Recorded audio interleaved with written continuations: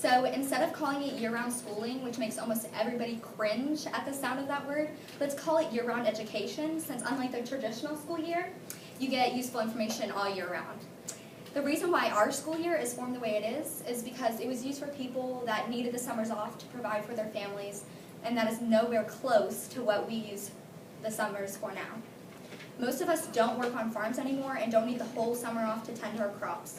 So the school year we currently are using is outdated and old. The only thing that comes out of long summers is boredom and the summer slide. According to Ron Fairclough, Executive Director of the Johns Hopkins University Center for Summer Learning, says that this is where you lose almost up to 3 months of the previously learned things in the grade before. Therefore, your teachers in the next grade have to take up to 3 months out of their next school year to review.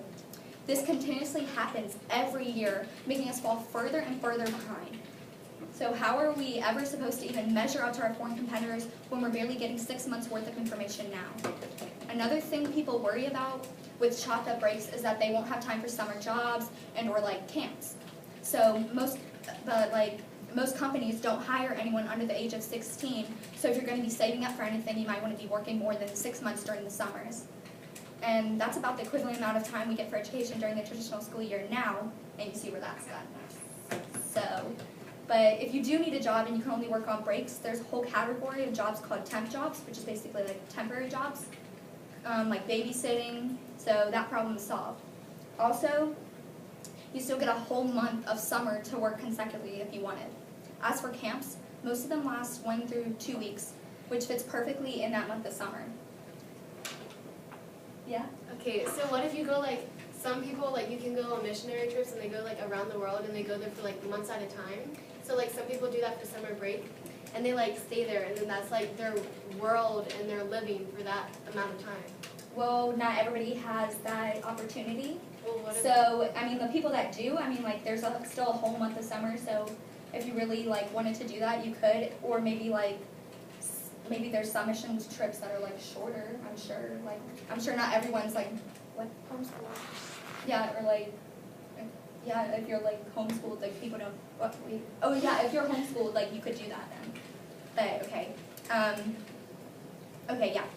Says, sorry, I lost my place. Okay, so, as for camps, most of them last 1 through 2 weeks, which fits perfectly in that month of summer, with plenty of time to enjoy the rest of it. Also, with the other breaks consisting of 1 through 3 weeks, you could do it then with plenty of time to sit back and relax.